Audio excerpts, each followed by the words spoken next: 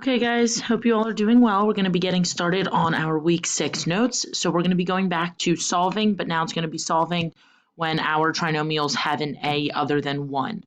Okay, so kind of what we were doing last week and then combining that with solving. So we're first just going to do a couple review problems that kind of get us back into the mindset of factoring these expressions, and then we'll go on to solving some problems. So first one here.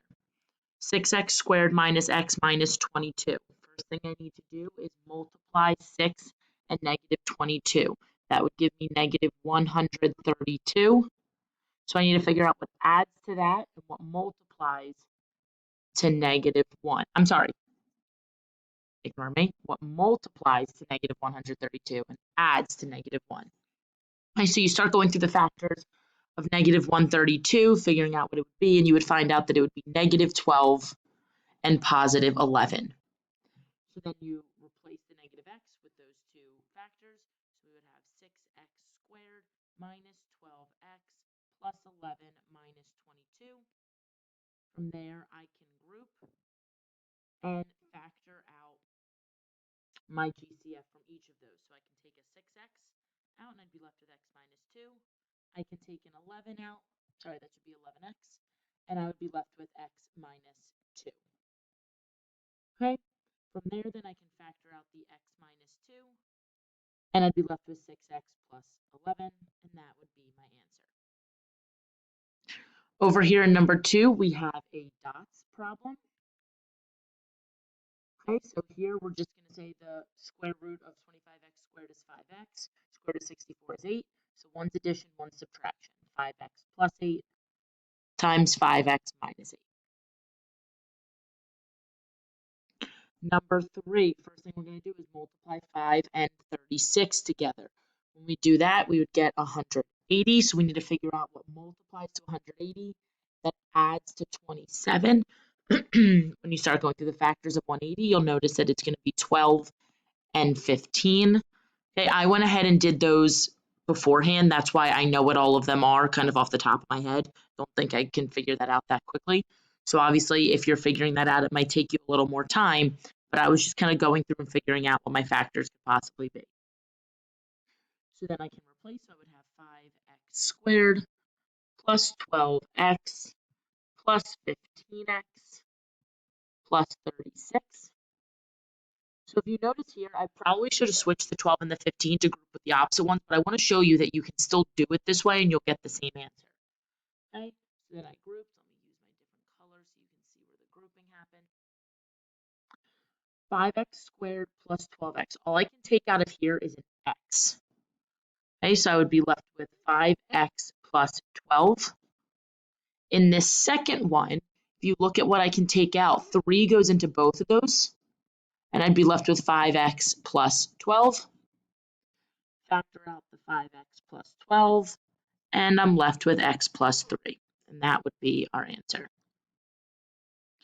Okay, so that was just practicing the factoring again. Now what we're going to be doing below is those same steps, but then setting it equal to 0 to actually solve. Okay, so remember a couple things. Get all the terms on the same side of the equation, so we want the x squared term to have a positive coefficient. I've said that before, but that's really important. That way you don't have to deal with negatives if possible. You're going to look to take out a GCF if it exists, and then factor it however we're going to, whether it's dots, grouping, just factoring a trinomial, however the method might be. So looking at number 1, have it set equal to 0. Next thing I want to do is see if I have a GCF, and I do. I can take a 2 out of everything. If I take a 2 out, I'd be left with 6x squared minus x minus 2 is equal to 0. If you didn't take out the 2, you would still end up with the same answer. Your numbers would just be a little bigger as you go along. So multiply 6 and negative 2. So what multiplies to negative 12 that adds to negative 1? It's going to be negative 4 and 3. So then I can replace. So leave that 2 out there. I'm going to have 6x squared plus 3x minus 4x minus 2, and that's equal to 0. From there, I can group. So 2 times, and what I'm actually going to do is I'm going to replace these with brackets. That way I don't have too many parentheses. First set, I can take a 3x out, and I'd be left with 2x plus 1. Second set, I can take a negative 2 out, and I'd be left with 2x plus 1. Then I can close that bracket. So then from there, I would have 2 times 2x plus 1 times 3x minus 2. That's all equal to 0. Remember, you set everything equal to 0 separately. Okay, 2 equals to 0. Remember, if it's just a number out there, it's not going to work. So then it's just going to be 2x plus 1 is equal to 0, and 3x minus 2 is equal to 0. So then you go ahead and solve for x.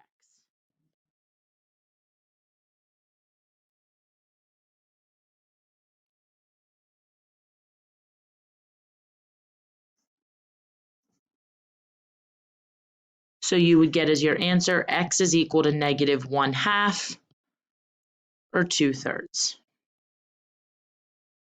Okay. Over here, let's look at number 2. First thing I'm going to do is get it set equal to 0. So I'm going to subtract 243 from both sides. So 12x squared minus 243 is equal to 0.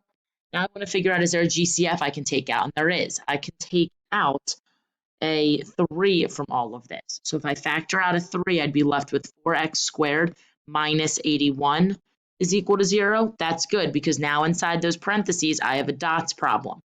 So I can change that to be 3 times 2x minus 9 times 2x plus 9.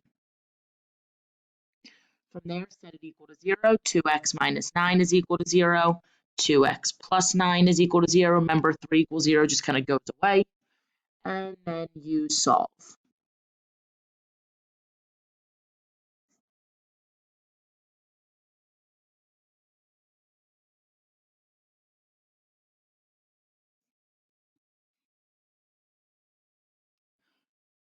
So your answer would be x is equal to 9/2 or negative 9/2. Either one of those. Okay, moving on to the next problem, number 3. First thing I'm going to do is subtract 17x from both sides. 5x squared minus 17x plus 6 is equal to 0. I can't take out a GCF, so 5 times 6, I'm going to go right to that step. So what multiplies to 30 that adds to negative 17? It's going to be negative 15 and negative 2. So I can go ahead and rewrite this. So 5x squared minus 15x minus 2x plus 6 is equal to 0. Go and I do my grouping. I can take out a 5x and I'm left with x minus 3. I can take out a negative 2 and I'm left with x minus 3. I can group from there.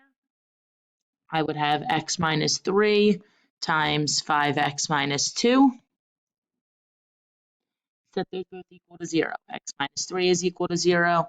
5x minus 2 is equal to 0. And then you solve.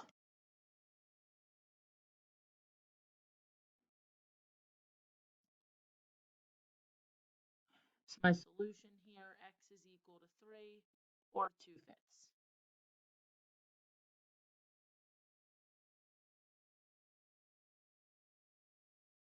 There we go. All right, moving on to number 4. Again, want to get everything over to one side. I always like to get everything over to the left side, but that's just my personal preference. So I'm going to subtract 7/3, 7x to the third. Can't talk today. I'm also going to subtract negative 4x squared from both sides, and I'm going to subtract 2x from both sides. So I'm going to have 14x to the third minus 7x to the third. So I'll have 7x to the third minus 13x squared, because negative 9 and negative 4, and then minus 2x is all equal to 0. I can't factor anything out, so I just go to multiplying. Actually, that's a lie. I can factor something out. And if you look at that, my GCF that I could take out is actually just going to be an x. So I'd be left with 7x squared minus 13x minus 2. Okay, there's not a number, but there was a variable. From there, now I can multiply 7 times negative 2. So what multiplies to negative 14 that adds to negative 13 is going to be negative 14 and 1. So I can replace it. So still have that x out there, because that x is important. 7x squared minus 14 plus x minus 2 is equal to 0. I can go ahead and group. So x, and this is where I change it to a bracket. I can take out a 7x and I'm left with x minus 2. I can take out a 1 and I'm left with x minus 2. From there, x times x minus 2 times 7x plus 1 is all equal to 0. Set all of those equal to 0. I will set that x equal to 0.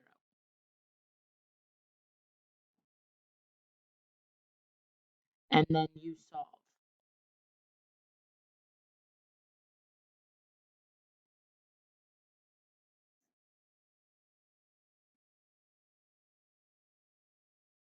I get as my answers then x is equal to 0, 2, and 1/7, negative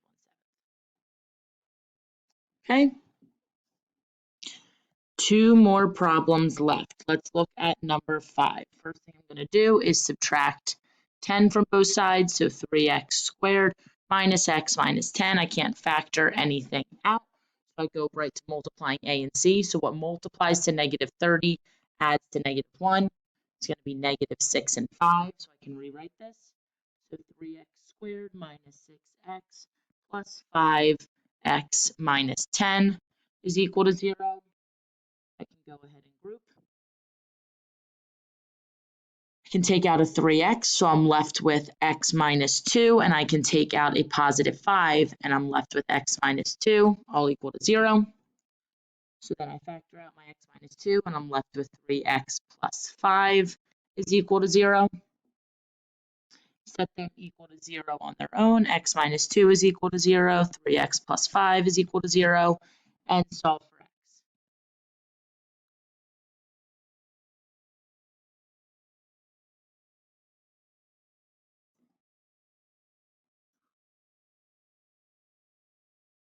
So my answer would be x is equal to 2, or negative 5/3. All right, last problem. First thing I'm going to do here, bring everything over to the left, add 42x squared to both sides, and subtract 5 from both sides. So I'm left with 42x squared plus 12x. The 5 and the negative 5 cancel out, so it's just equal to 0. So now let me see if there's a GCF that I can take out. Right? I know I can take out an x. And then when I look at 42 and 12, I realize that they both have a common factor of 6. So I would be left with 7x plus 2 inside the parentheses. And this is a different problem because my GCF was the most that I could do. Now I can actually just set both of those equal to 0. So 6x is equal to 0.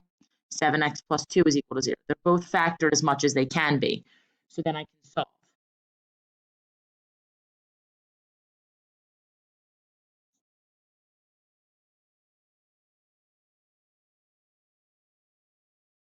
So my answers would be x is equal to 0 or negative 2/7.